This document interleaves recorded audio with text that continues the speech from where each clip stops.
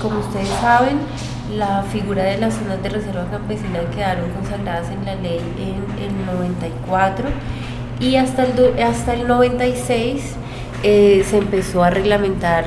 todos los artículos y el marco normativo de la figura de las zonas de reserva campesina, y en el marco de las marchas cocaleras de los 90 se exige que se constituyan las 3 primeras zonas de reserva campesina. Para el 2002 ya existían 6 zonas de reserva campesina constituidas, incluidas las 3 primeras del proyecto piloto que fueron financiadas por el Banco Mundial, y posteriormente las otras 2 que fueron la del Valle del Río Cimitarra y la de la Perla Amazónica, ¿sí?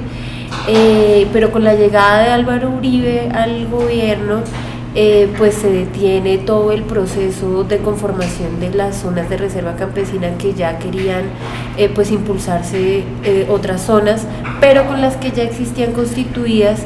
se decreta que las zonas de reserva campesina no están dentro de un marco constitucional legal, que son zonas amparadas por la guerrilla, y se declaran inactivas, o sea, se suspende la resolución que da constitución a las zonas de reserva campesina, y pues bajo un acto administrativo y pues judicial, ¿no?, dentro de los mandatos del expresidente Álvaro Uribe, y todas las zonas de reserva campesina en general quedan suspendidas pues institucionalmente, ¿sí? Pero la del Valle del Río Cimitarra fue una de las que formalmente se suspendieron, y se hizo el acto, pues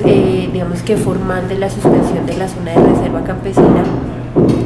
y otras de las zonas también quedaron pues suspendidas, pero digamos que más allá de la suspensión de la figura como tal, constitucional, institucionalmente y legalmente, hubo un proceso también fuerte de estigmatización, de judicialización, de persecución de los líderes y lideresas de las zonas de reserva campesina, que fueron pues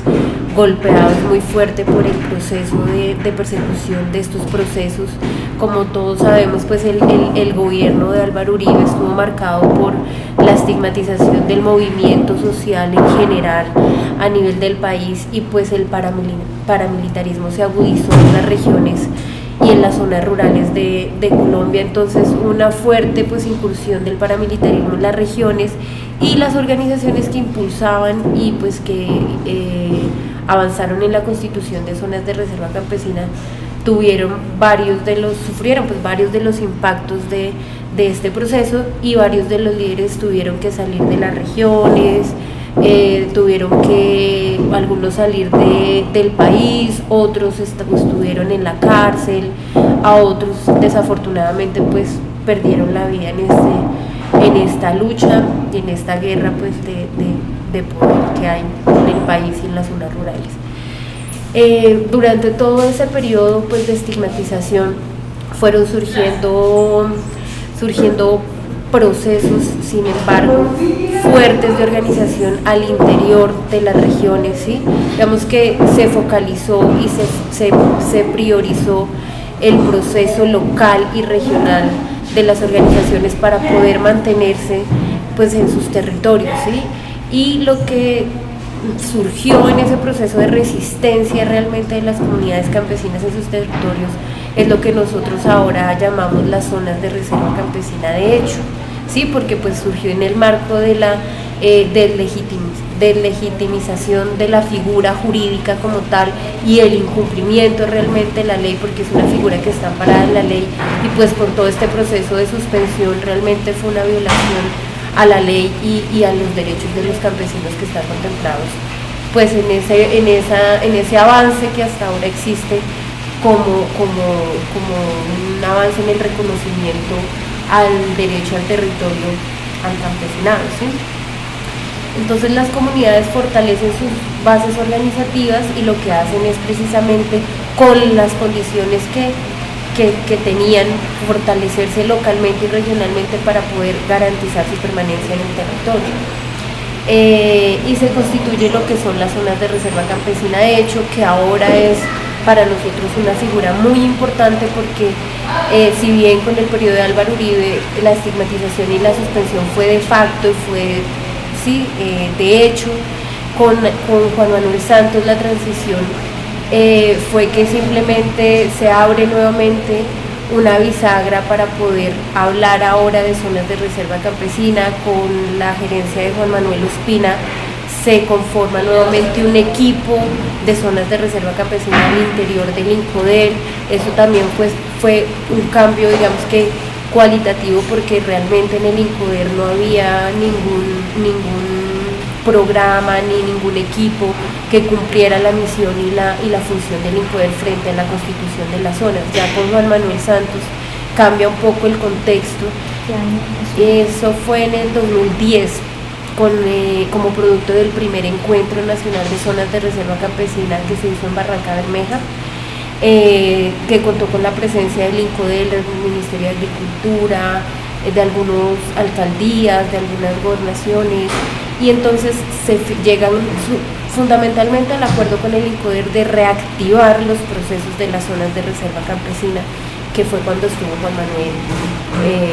Ospina en la gerencia.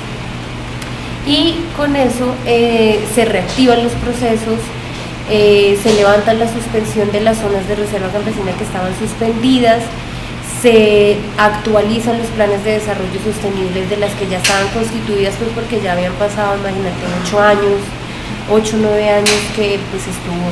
realmente el carácter institucional pues quieto, ¿sí? Si bien organizativamente se fortalecieron cosas, institucionalmente pues había un vacío muy grande porque no hubo ninguna interlocución ni ningún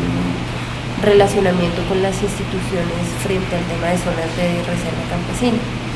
Entonces se abre un proceso de reactivación, se actualizan los planes de desarrollo, se empieza un nuevo proceso de interlocución con las instituciones, se abre y se continúa con los procesos de zonas de reserva campesina que ya venían en camino, entre esos el Sumapaz, el Lozada Guayabero, el Catatumbo, Montes de María, Cesar, ¿sí? Y se empieza también pues el trámite y el acto administrativo con esos procesos que vienen en curso, y varios de ellos pues ya han avanzado en toda su construcción del plan de desarrollo, en audiencias públicas. Tenemos el caso pues más emblemático cercano del Catatumbo, y que ya cumplió todos sus requisitos formales, y pues vemos que realmente sí se avanzó y se avanzó en el reconocimiento a las zonas de reserva campesina, pero realmente no se está cumpliendo con el marco normativo de la ley que consagra a las zonas de reserva campesina, porque pues realmente ya varias han surtido todos los trámites para constituirlas y no se ha dado trámite a la constitución de las zonas de reserva campesina, y pues eso responde realmente al veto ilegal que está todavía primando de una u otra manera frente a la figura de las zonas de reserva campesina, porque pues realmente se convierte en una amenaza para los grandes intereses del capital y pues del latifundio en Colombia. Y ahorita digamos que el contexto de los diálogos de La Habana ha sido también otra de las, digamos que otro de las excusas que el gobierno ha puesto para la constitución de las zonas de reserva campesina,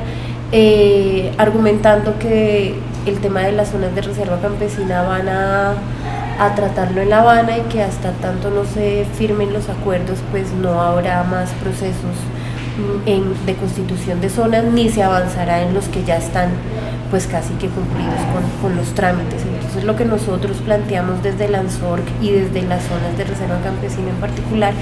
es que se cumpla la ley, que la ley se hizo y la figura se consagró en la ley antes de que iniciaran los procesos de La Habana, y que las zonas de reserva campesina son un reconocimiento que ha logrado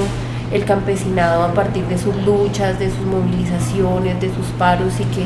pues si bien es importante que se negocien cosas en La Habana frente al tema rural en general, que así es como está planteado,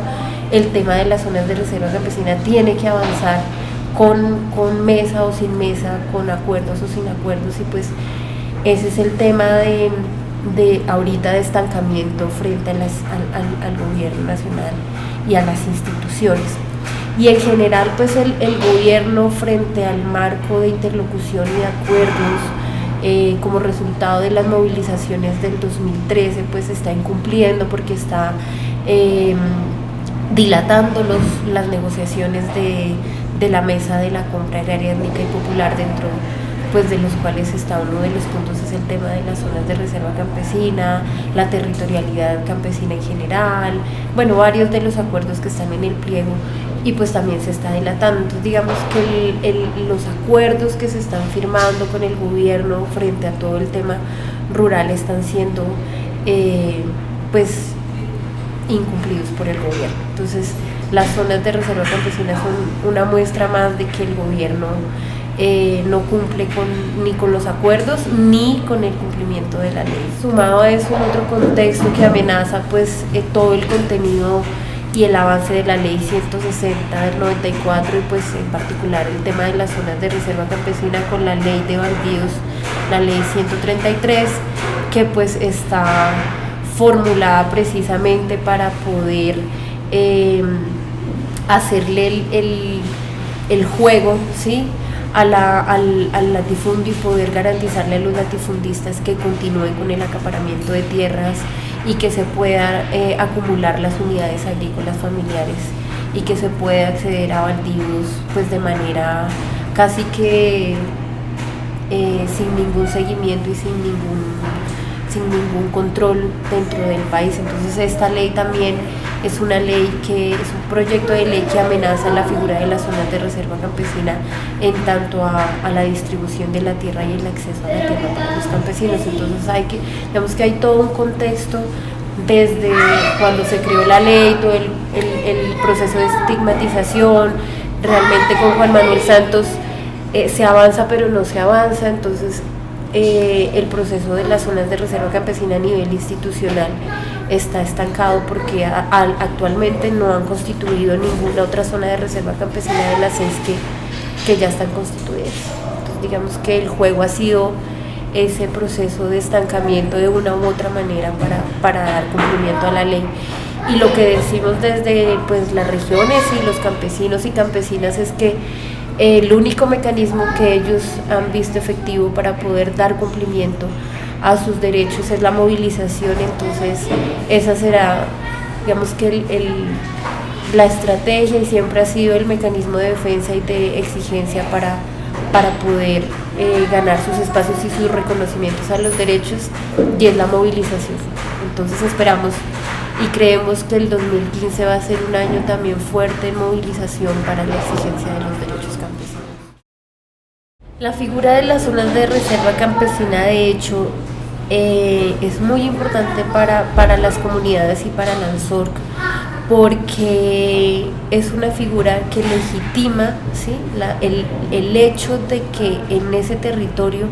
viven como una zona de reserva campesina, organizan el territorio y como tal es una zona de reserva campesina, construyen sus planes de vida, así no sea un plan de desarrollo sostenible que esté amparado dentro de los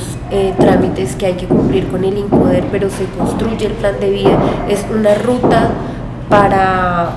organizar y generarle desarrollo al territorio, pero sobre todo es una ruta de interlocución para entablar entre las comunidades organizadas y las instituciones. Y sobre todo también se construyen normas comunitarias de convivencia dentro de esas zonas de reserva campesina, y el elemento más importante dentro de esas zonas de reserva campesina, de hecho, es la organización social. Sí, que fundamentalmente está en fortalecer la organización social para poder organizar el territorio, para poder generar autonomía territorial en esos territorios. Entonces esas zonas, de hecho, lo que quiere decir, el mensaje que transmite es: nosotros somos una zona de reserva campesina en el acto, en el hecho, porque los hechos demuestran que somos una zona de reserva campesina, así la institucionalidad no nos quiera reconocer bajo una resolución de constitución de zona de reserva campesina. y eso es para nosotros uno de los elementos más importantes que debe tener una zona de reserva campesina, esté constituida o no esté constituida, es que de hecho funcione como una zona de reserva campesina. Entonces ese es el hecho de las zonas de reserva campesina, que de hecho todos decimos todas las zonas de reserva campesina primero deben ser de hecho antes de estar constituidas, porque debe cumplir con los elementos políticos, organizativos, comunitarios, ambientales, sociales, económicos para avanzar en la Constitución. Entonces están esos dos elementos, no es que unas sean de hecho y otras no, consideramos que todas deben ser de hecho, pero las que no han podido avanzar en la constitución formal de las zonas de reserva campesina consideran que hay que hacerlo de hecho, porque lo más importante es que las comunidades se empoderen de esa figura y la reproduzcan como tal en sus territorios.